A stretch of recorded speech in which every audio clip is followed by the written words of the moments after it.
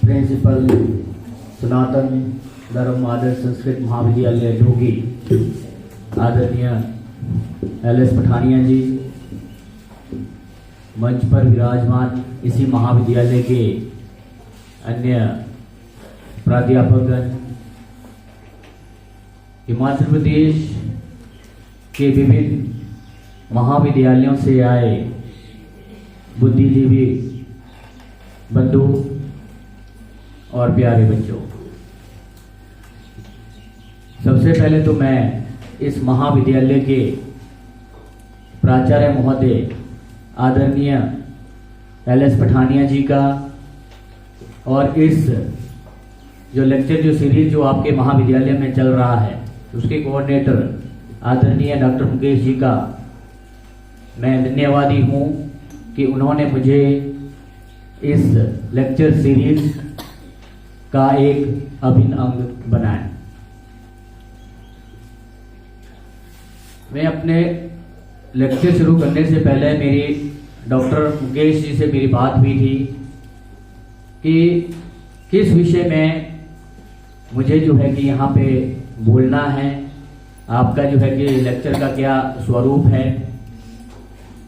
तो डॉक्टर मुकेश जी ने कहा कि आप जो है कि राजनीति से संबंधित किसी भी जो है कि विषय पे बच्चों के समक्ष अपने विचार आपने रखने हैं। तो मैं ह्यूमन राइट्स के विषय पर मैं अपने विचार आज आप लोगों के समक्ष रखूंगा। यहाँ पर भी मुझे मालूम नहीं कि पॉलिटिकल साइंस के स्टूडेंट्स हैं कि नहीं हैं, कुछ है। तो हमारे एक यूरोपियन राजनीतिक विचारक हैं जीन जैक्स रूसो, वो मानव अधिकारों के बारे में क्या कहते हैं। वो कहते हैं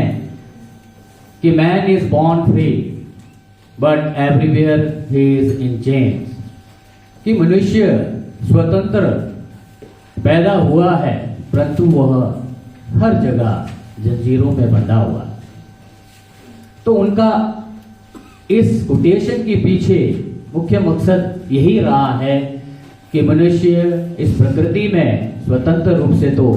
आता है परंतु उसके साथ ही वो ऐसे कष्टों से, वो ऐसे जो असमानताओं से, समाज के जो शोषण से इतना त्रस्त है कि वो उससे जो है कि बाहर नहीं निकल पाता है। उनकी कोशिश रही थी कि अपने वक्तव्यों के माध्यम से, अपने लेखों के माध्यम से कि समाज को जो है कि इस शोषण और अत्याचार मुक्त, अत्याचार से किस तरह से जो है कि मुक्त जो है कि करवाया जाए। तो ऐसे कई हमारे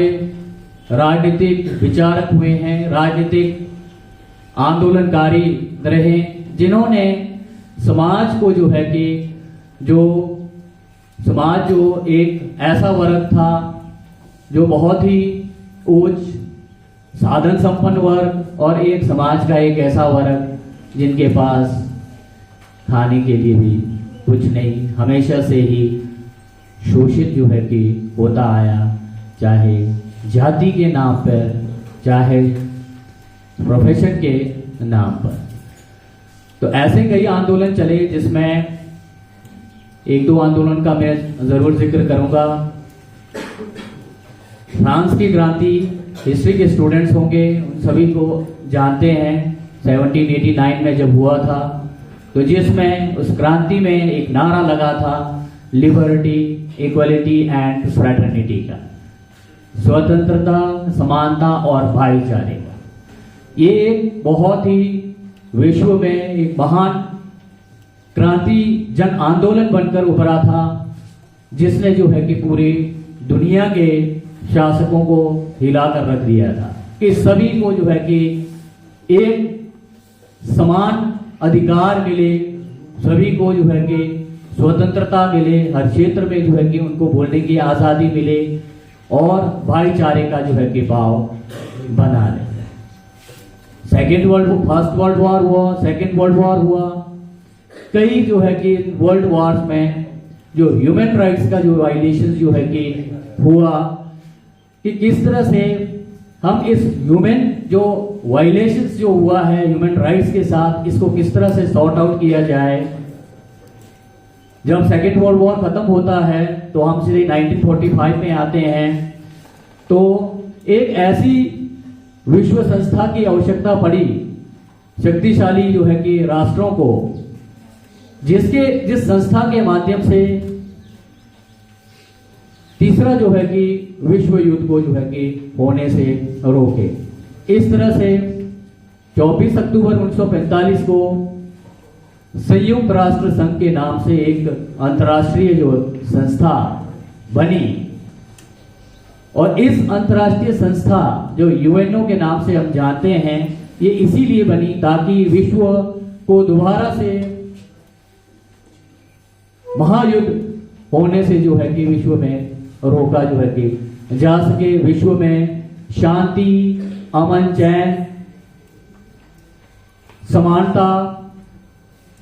स्थापित जो है कि किया जाए। इसके साथ ही यूएनओ का एक प्रमुख उद्देश्य ये भी रहा कि जो मानव के जो अधिकार है, उन अधिकारों को किस तरह से प्रोटेक्ट किया जाए। इसके लिए एक मानव अधिकार आयोग का गठन किया गया, और उस मानव अधिकार आयोग का प्रमुख कार्य यही था कि पूरे के पूरे देश में शासकों के द्वारा, सरकारों के द्वारा मानव के अधिकारों का जो है कि कोई हनन ना हो। और इसके साथ साथ ही यूएनओ ने हर वर्ष 10 दिसंबर को विश्व मानव अधिकार दिवस मनाने का भी निश्चय जो है कि किया। साथ साथ ही जो एक वैश्विक जो संस्था है संयुक्त राष्ट्र संघ, उन्होंने एक यूनिवर्सल ह्यूमन राइट्स डिक्लेरेशन की सार्वजनिक मानव अधिकारों की जो है कि घोषणा की और अपील की कि विश्व के पूरे जो राष्ट्र हैं वो जो है कि इस यूएनओ के जो मानव अधिकारों से संबंधित जो चार्टर हैं, उन चार्टर को फॉलो करेंगे। उसमें कम से कम 30 जो है कि ह्यूमन राइट्स के संदर्भ में अलग अलग एक्ट्स के अंडर कई तरह के प्रोविजंस ह्यूमन राइट्स से संबंधित जो है कि रखें। भारत देश भी आजाद होता है 15 अगस्त 1947 को। उससे पहले भी कई राजनीतिक आंदोलन हुए, कई हमारे राजनीतिक नेतृत्व वर्ग के द्वारा, उस समय तो धर्म के आधार पर ही जो भारत का विभाजन भी धर्म के आधार पर ही हुआ था। उस समय हिंदू वर्सेस जो है कि मुस्लिम्स कौम के बीच में बहुत काफी जो है कि धर्म को लेकर क्लैशेस होते रहे हैं। उसके साथ साथ ही भारतीय समाज में जाति व्यवस्था बहुत ही व्यापक थी। तो एक महान हमारे राजनीतिक जो विद्वान रहे हैं, प्रथम देश के कानून मंत्री भी रहे हैं, doctor B are Ambedkar ji, इन्होंने जो समाज में जो व्यापक जो जाति के आधार पर जो एक समाज में जो एक अव्यवस्था फैली है, उस व्यवस्था में जो समाज का जो एक जाति के आधार पर एक गैप बना है, उस गैप को जो है कि कम करने के लिए भरपूर प्रयास किया। देश स्वतंत्र हुआ। देश का जो किस तरह से, किन कानूनों के माध्यम से, किन नियमों के माध्यम से देश चलेगा, उन नियमों को बनाने के लिए एक कॉन्स्टिट्यूशनल असेंबली बनी, जो कानून निर्माण करने वाली जो संस्था उसके जो है कि हेड भी डॉक्टर भीमराव अम्बेडकर बने, जिनके दिशा निर्देशों के अनुरूप भारत का जो संविधान बनकर जो है कि तैयार हुआ। और जैसा कि हम सभी जानते हैं कि 26 जनवरी 1950 को भारत का जो संविधान लागू हुआ, उसी संविधान के फलस्वरूप ही देश का जो शासन जो है कि चल रहा है। अब हम ह्यूमन राइट्स के बारे में बात कर रहे हैं। यूएनओ के दिशा निर्देशों के अनुरूप भारत के संविधान ने भी भारतीय नागरिकों के अधिकारों के संरक्षण हेतु मौलिक अधिकारों का जो है कि प्रोविजन भारतीय संविधान के भाग 3 में आर्टिकल 14 से लेके आर्टिकल 32 तक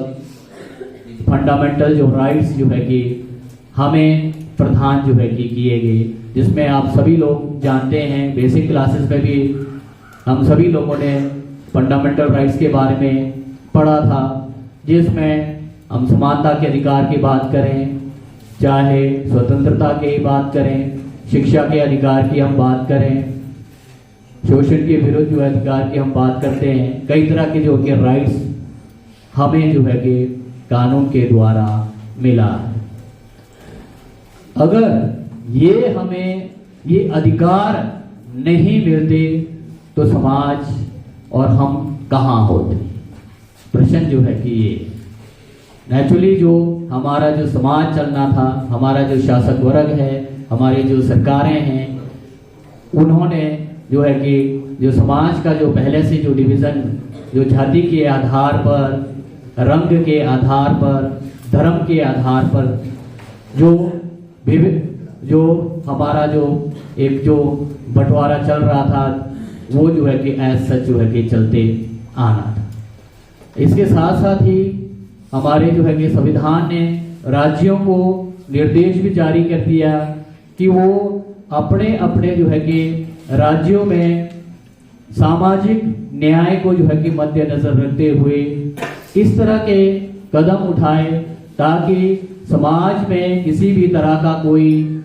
जो भेदभाव है, धर्म, जाति, भाषा,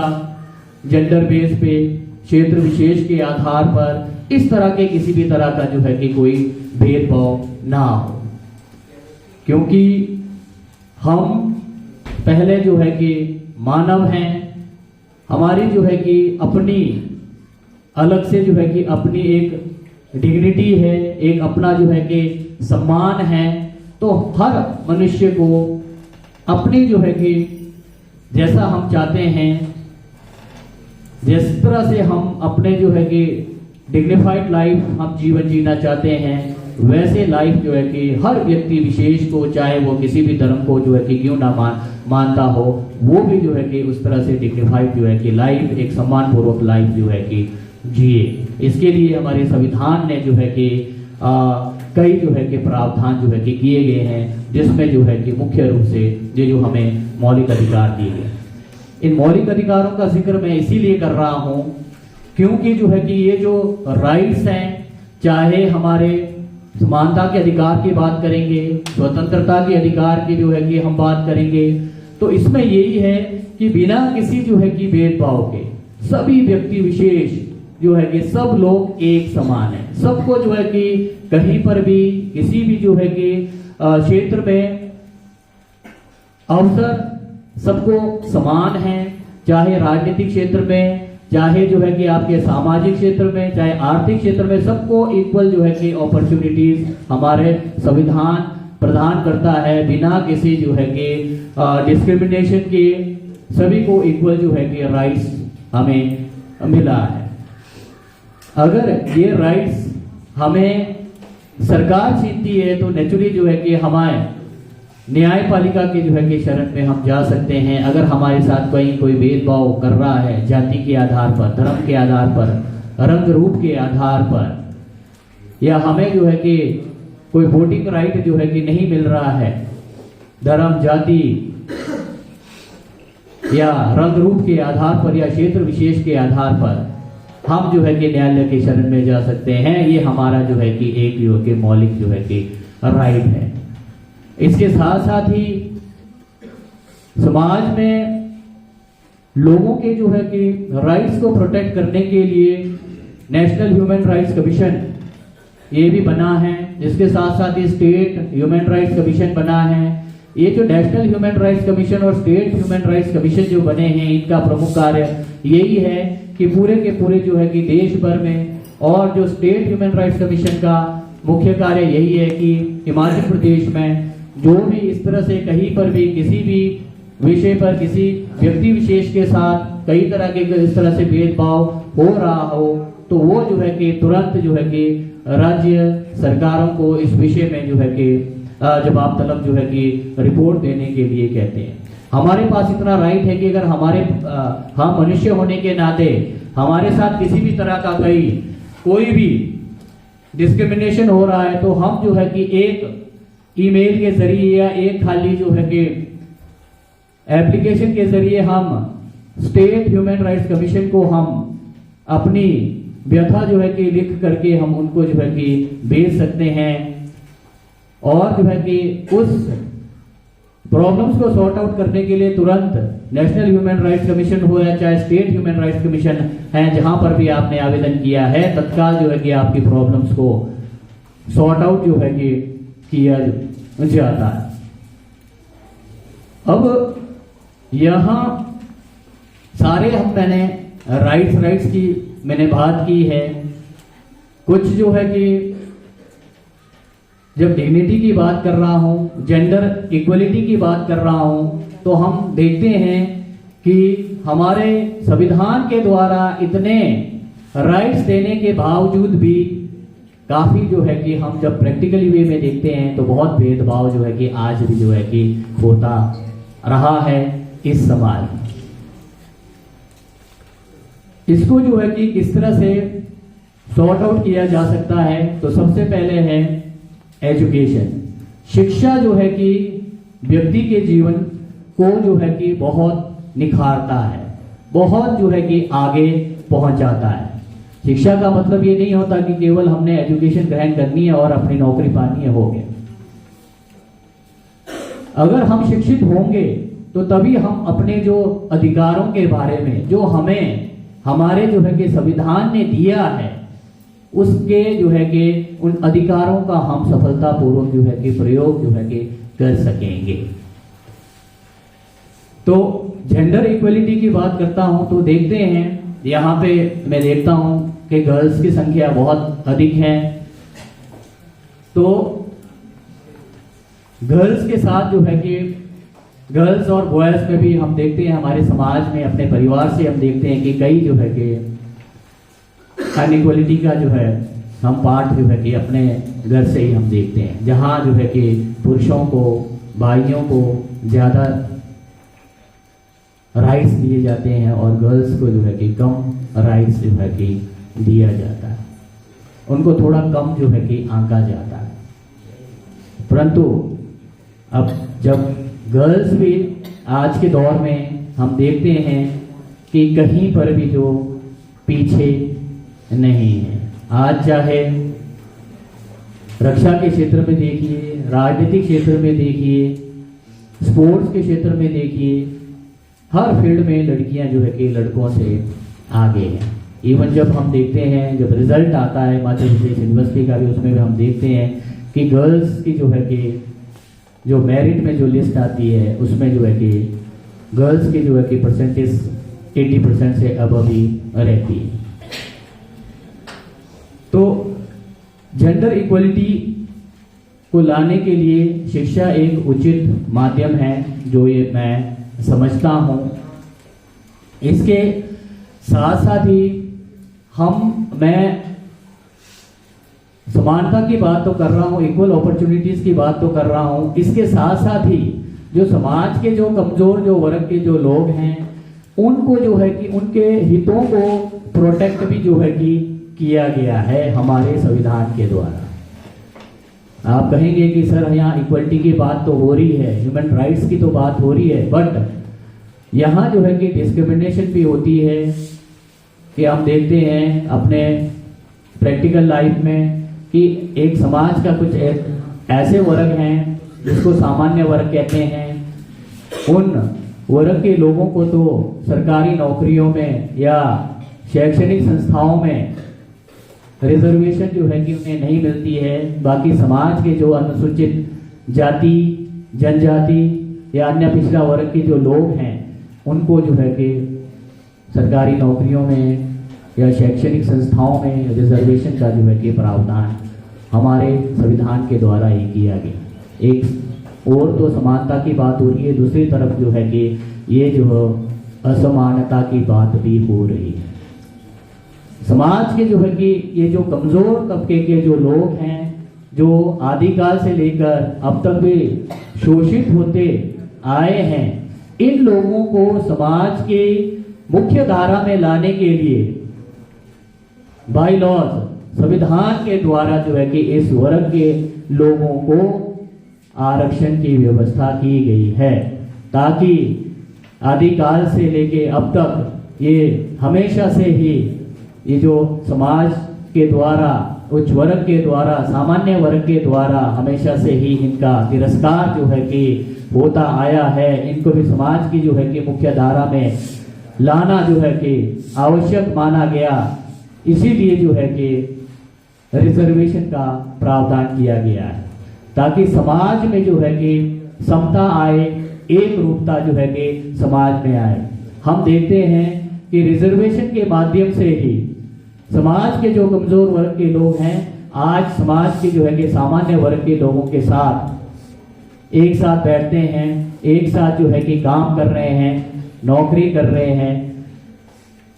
और समाज में जो है कि एक रूपता बढ़ रही है, भाईचारा जो है कि बढ़ रही है। ये संविधान ने जो है कि जानबूझकर इस तरह से जो है कि प्रोविजंस रखे ताकि समाज में एक रूपता बने रहे। एंड अदरवाइज समाज हमेशा से ही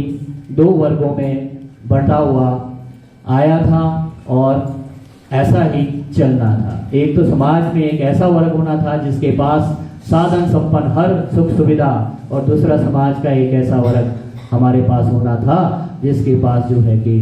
खाने के लिए जो है कि कुछ नहीं है, रहने के लिए जो है कि मकान नहीं है, क्योंकि हमेशा से ही समाज के जो उच्च वर्ग के द्वारा निम्न वर्ग को दबाया जाना जो है कि अपेक्षित जो है कि था। इसलिए जो है कि ये रिजर्वेशन का प्रोविजन जो है कि हमारे कॉन्स्टिट्यूशन में ही किया गया। वुमेन एम्पावरमेंट की मैं बात करूंगा तो उसमें भी हम देखते हैं कि आज मैंने कहा कि संसद से लेकर पंचायत स्तर तक हम देखते हैं कि महिलाओं को संविधान के द्वारा जो स्थानीय स्वशासन की इकाइयां हैं, जैसे खासकर जो पंचायती राज संस्थाएं हैं, नगर पालिका है, नगर परिषद है, नगर पंचायतें हैं, वहां पर जो है कि 33% जो है कि सीटें जो संवैधानिक पद हैं उन्हें महिलाओं के लिए रिजर्व जो है कि रखा गया है। और हिमाचल प्रदेश सरकार ने तो 50% जो है कि कोटा महिलाओं को जो है कि इन स्थानीय स्वशासन की जो इकाइयां हैं इन्हें जो है कि कोटा रखा गया है। इसके पीछे मकसद यही है कि महिलाओं को भी जो है कि एक समाज में सम्मान दिया जाए, जो समाज के जो है कि मुख्य धारा में लाया जाए। ये कदम भी जो है ताकि जो एक जो हम ह्यूमन राइट्स की बात करते हैं, बीइंग ए ह्यूमन होने के नाते जो है कि हमें भी बोलने का अधिकार होना चाहिए, हमें भी जो है कि संवैधानिक संस्थाओं के उच्च पदों पर काबिज होने का जो है कि राइट है, इस राइट के जो है कि प्रतिपूर्ति होती है, ऐसा जो है कि मेरा मानना है। हम आज देखते हैं कि हमारे देश के सर्वोच्च संवैधानिक पद पर अनुसूचित जनजाति से संबंधित रखने वाली महिला आज जो है कि भारत जो है कि शीर्ष संवैधानिक पद पर जो है कि राष्ट्रपति के पद पर जो काबिज है। तो ये भी हमारे महिलाओं के लिए जो है कि एक सम्मान की बात है, और ये ह्यूमन जो है कि वुमेन डिग्निटी की भी एक जो है कि एक अच्छा खासा जो है कि मिसाल मैं मानता हूँ। और इसके साथ साथ ही कई तरह के जैसे सरकार ने और भी कई तरह की जो है कि प्रोविजंस रखे गए हैं समाज के कमजोर वर्ग के लोगों को, जिनके जैसे फ्री कानूनी जो है कि सहायता जो है कि वो भी उपलब्ध करवाई जाती है। जैसे कि हम सभी जानते हैं कि राष्ट्रीय जो है कि विधिक जो है कि साक्षरता जो अभियान जो चलता है उसमें भी हम देखते हैं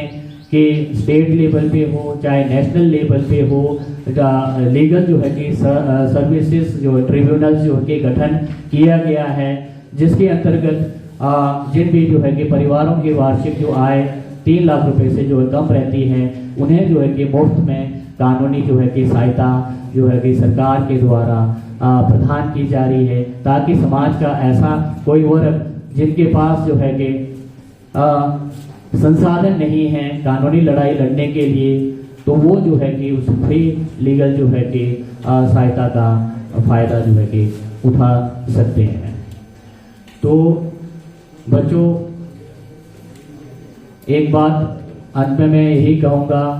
कि यहाँ जेंडर इक्वलिटी की हम बात करते हैं तो अभी हाल ही में दिसंबर 2021 में नरेंद्र मोदी की सरकार ने बच्चियों के लिए भी, लड़कियों के लिए जो शादी की जो उम्र है जो 18 से जो है कि 21 वर्ष करने के लिए कैबिनेट ने अपनी अप्रूवल दे दी है और ये अभी कमेटी स्टेज पर है। तो यहाँ पर भी क्योंकि गवर्नमेंट ये देख रही है कि एक साइड से तो हम जेंडर इक्वलिटी की बात कर रहे हैं कि 18 वर्ष में जो लड़कियां केवल +2 ही किया होता है, कॉलेज की पढ़ाई करने के सपने देख रही होती है कि माँ बाप क्या करते हैं कि 18 वर्ष हो गया और जो है कि हमने जो है कि उन्हें जो है कि शादी के बंधन में बांधना है, और लड़कों के लिए तो 21 वर्ष है। वैसे ही अब नरेंद्र मोदी की सरकार जो है कि इस ओर कदम उठाने जा रही है, और जो भी अगर कहीं सोच रहे होंगे कि कहीं शादीशुदी करनी है या कहीं कोई बात हुई चल रही है तो अवेयर हो जाए टाइम से, क्योंकि हो सकता है आने वाले जो है कि समय में सरकार जो है कि बिल्कुल एंड बॉयज एंड गर्ल्स को जो है कि बिल्कुल इक्वल स्टेटस देने जा रही है कि लड़कियां और लड़के दोनों की उम्र जो है कि शादी के लिए 21 जो है कि वर्ष निर्धारित करने जा रही है, जो जेंडर इक्वलिटी के लिए एक जो है कि नींव का पत्थर जो है कि साबित होने जा रहा है। बाकी चलिए यहाँ पर, क्योंकि इस महाविद्यालय का मैं अभी देख रहा था कि यहाँ का कुछ सिस्टम जो है कि बिल्कुल ही टोटल ही ऑपोजिट है। हमारे गवर्नमेंट जो कॉलेजेस जहाँ पर जो है कि संस्कृत नहीं पढ़ाया जाता है, हमारे महाविद्यालय में तो वैसे ही संस्कृत जो है कि वहाँ नहीं पढ़ाया जाता है। और संस्कृत छोड़ के मुझे भी अब तो कोई 25-30 साल हो रहे होने, तो मैट्रिक तक ही हमने भी संस्कृत पढ़ी है। तो वैसे भी यहाँ प्रबुद्ध गुरुजन हैं, यहाँ जो है कि जो अधिकारों की बात की वो तो कल्चर में जो है कि आता ही है। मैंने यहाँ पे देखा एक बच्ची आई यहाँ, बहुत अच्छा जो है कि इन्होंने संस्कृत में जो है कि जो भी प्रार्थना या जो भी गायन था वो प्रस्तुत की, बहुत ही मृदुभाषी, बहुत ही इनका जो स्वर से ही पता लगता है कि इस एक बच्चे से ही पता लग गया कि इस यहाँ के जो है कि स्टूडेंट्स का जो है कि लेवल जो है कि कैसा है। और यहाँ बहुत ही मेरे से बहुत ही जो है कि प्रबुद्ध बुद्धिजीवी जो है कि वर्ग जो है कि यहाँ हैं, जो हिमाचल जो पूरे देश की जो है कि संस्कृति को जो है कि बहुत बखूबी जो है कि समझते हैं। हमें विषय के बारे में जानकारी होती है, हमारा ये मानव स्वभाव है कि जब तक हम बार बार जो है कि उस चीज़ को हम पढ़ेंगे नहीं, दोहराएंगे नहीं, प्रैक्टिकली वे ऑफ लाइफ में उसको जो है कि हम जो है कि परखेंगे नहीं, तब तक जो है कि हम जो है कि कोई बेहतर जो है कि कदम नहीं उठाते हैं। इसलिए हमें बार बार जो है कि उन चीज़ों को, उन राइट्स को जो है कि सभी के समक्ष रखना बहुत ज़रूरी हो जाता है। इन्हीं बातों के साथ जो है कि मैं एक बार और यहाँ के जो है कि महाविद्यालय जो परिवार है उनका मैं बहुत बहुत धन्यवादी हूँ कि जिन्होंने मुझे जो है कि अपने महाविद्यालय में बुलाया। Thank you.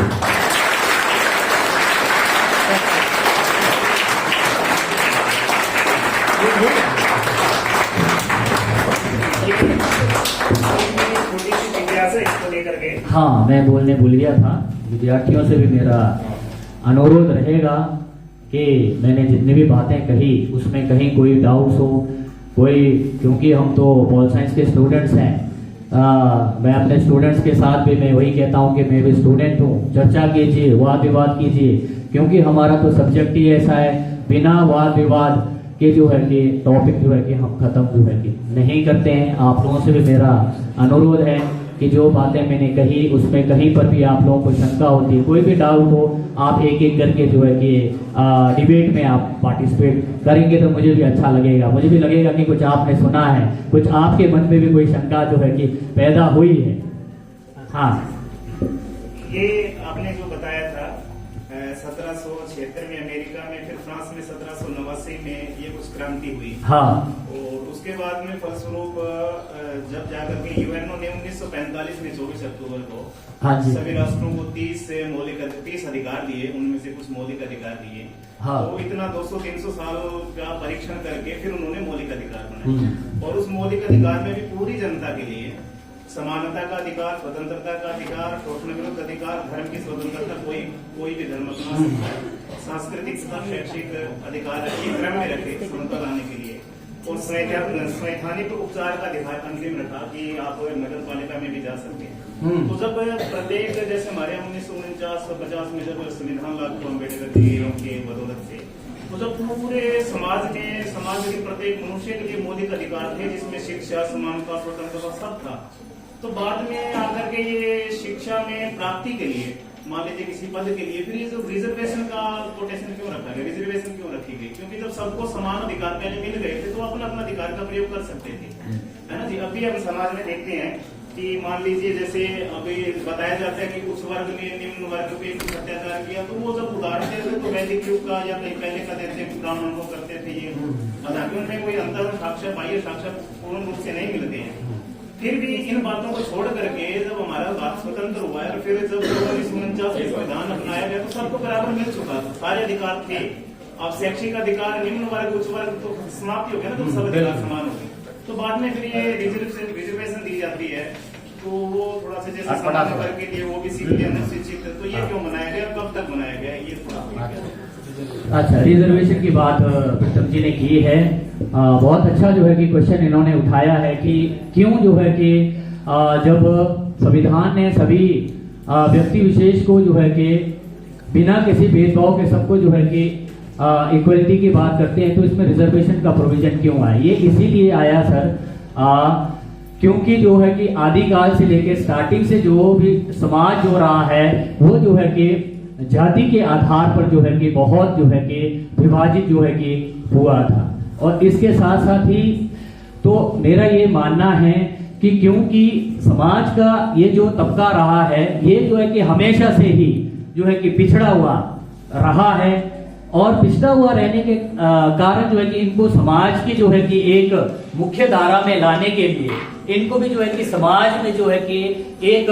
इक्वल स्टेटस देने के लिए ये रिजर्वेशन का प्रोविजन रखा गया। अगर रिजर्वेशन का प्रोविजन नहीं रखते, क्योंकि जो है कि ऐसे लोगों के पास, जो समाज के जो दलित वर्ग है, जो पिछड़े वर्ग है, इनके पास जो है कि संसाधन इतने जो है कि नहीं थे, ठीक है। जो पहले के जो समाज का जो उच्च वर्ग है उनके पास ऑलरेडी जो है कि संसाधन थे। इनकी समाज में भी जो है कि एक जो लाइफस्टाइल है, एक समाज में जो इनकी जो पूछ होती थी, कहने का मतलब इनका जो एक समाज में एक जो रुतबा था, वो जो रुतबा जो है कि इनका जो है कि बरकरार था। जो समाज के जो कमजोर जो वर्ग थे उनका जो है कि वो रुतबा जो है कि लोअर का लोअर लेवल पे जो है कि रहा था। इसलिए जो है कि इनको जो है कि समाज की मुख्य धारा में लाने के लिए इनको रिजर्वेशन का प्रोविजन किया गया, ताकि ये भी जो है कि रिजर्वेशन का जो है फायदा उठा करके समाज की जो है कि एक मुख्य धारा में आए, लोगों के साथ जो है कि एक समान रूप से एक टेबल पे बैठे, एक साथ जो है कि कार्य कर सके, और जो है कि एक साथ जो है कि ये जो है कि जॉब कर सके, ताकि जो है कि इन्हें आर्थिक लाभ मिले, और आर्थिक लाभ जो है कि मिलकर और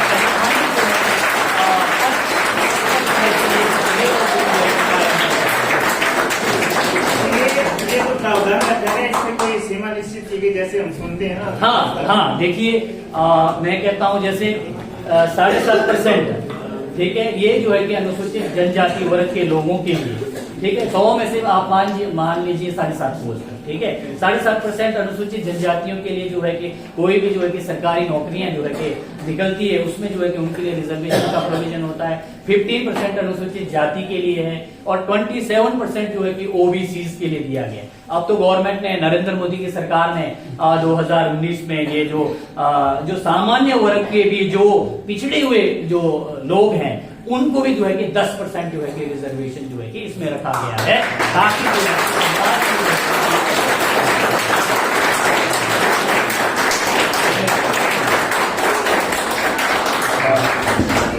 और कोई स्टूडेंट्स में से पूछेंगे तो और मुझे बहुत अच्छा लगेगा। शाबाश। ये कोई, हाँ, यदि आरक्षण का कोई जाति में रखा जाए जो आर्थिक हो जाए तो इसमें क्या समस्या आ सकती है? हाँ, बहुत उम्दा क्वेश्चन सर। हाँ, सर का यही कहना है कि अगर जाति के आधार पर आरक्षण नहीं रख करके आर्थिक आधार पर रखा जाए तो जो है कि वो ज्यादा जो है कि बेहतर जो रहेगा। अगर हम आर्थिक आधार पर रखेंगे, सही सुझाव है कि जो या तो जो है कि हमें समाज में जो भी ये जो निम्न वर्ग के जो लोग हैं, जो समाज की जो पिछड़ी जातियां हैं, उनको बिल्कुल समाज में एक समान जो है कि राइट्स जो है कि देना पड़ेगा। ठीक है, कानूनी रूप से तो राइट्स दिए गए हैं, परंतु समाज अभी तक भी स्वीकार नहीं कर रहा है। समाज अभी तक भी एक सामान्य वर्ग का जो है कि व्यक्ति विशेष, अनुसूचित जाति वर्ग के विशेष के साथ जो है कि अपने सामाजिक संबंध अभी तक भी नहीं बना रहे। हालांकि कानूनी प्रोविजन तो है, बट हम ये देखते हैं कि अगर इंटरकास्ट मैरिज होती है तो बवाल खड़ा हो जाता है। यहाँ तो अब कॉलेज ही कुछ उस फील्ड का मुझे है, तो इस तरह से हमने ये देखा है। तो कास्ट को अभी तक आज लोग जो है कि क्या है, जाति के आधार पर जो है कि लोग सबसे पहले पहचाने जाते हैं। डॉक्टर भीमराव अंबेडकर ने भी बहुत कोशिश की, स्वयं जो है कि संविधान के निर्माता रहे हैं, स्वयं जो है कि इन्होंने संविधान बनाया, कानून बनाया, परंतु कानून बनाने के बावजूद भी वो स्वयं जो है कि इस जाति प्रथा से जो है कि बहुत त्रस्त रहे, और क्योंकि ये भी स्वयं जो है कि अनुसूचित जाति से संबंध रखते थे। डॉक्टर भीमराव अंबेडकर स्वयं जो है कि इस जाति इंडियन जो रिलीजन में जो ये जो हिंदू धर्म के जो कट्टरता से जो है कि बिल्कुल जो है कि प्रताड़ित होकर अंत में 1950 में डॉक्टर भीमराव अंबेडकर ने भी हिंदू धर्म को छोड़ करके बौद्ध धर्म को अपनाया था अपने अनुयायियों के साथ, ताकि उन्होंने देखा कि बौद्ध धर्म ही उस समय एक ऐसा धर्म उनको लगा जहां पर जो है कि किसी भी जो है कि धर्म के सभी किसी भी जाति के आधार पर ये बौद्ध धर्म जो है कि किसी के साथ जो है कि भेदभाव नहीं करता है। इन्हें भी मजबूर होकर जो है कि अपना हिंदू धर्म छोड़कर बौद्ध धर्म को जो है कि इनको अपनाना पड़ा। हाँ, एक बात आपकी अच्छी है कि आर्थिक आधार पर रिजर्वेशन मिलना चाहिए, मैं भी आपका सहमत हूँ, परंतु उन लोगों को जो है कि आर्थिक आधार पर रिजर्वेशन मिले जो समाज के बहुत जो है कि गरीब है, बहुत गरीब है, परंतु उससे पहले जो है कि समाज को जो है कि समाज के नजरिया को बदलना पड़ेगा। समाज का नजरिया तभी बदलेगा जब जो है कि शिक्षित जो है कि लोग, समाज के हर वर्ग के लोग शिक्षित होंगे। शिक्षित तभी होंगे यदि समाज के कमजोर वर्ग के लोगों को जो है कि सरकार जो है कि रिजर्वेशन दे, चाहे एजुकेशन इंस्टीट्यूशंस की बात करें, चाहे गवर्नमेंट सर्विसेज की जो है कि हमें जो है कि बात करें, तभी समाज का नजरिया जो है कि बदलेगा। मेरा ऐसा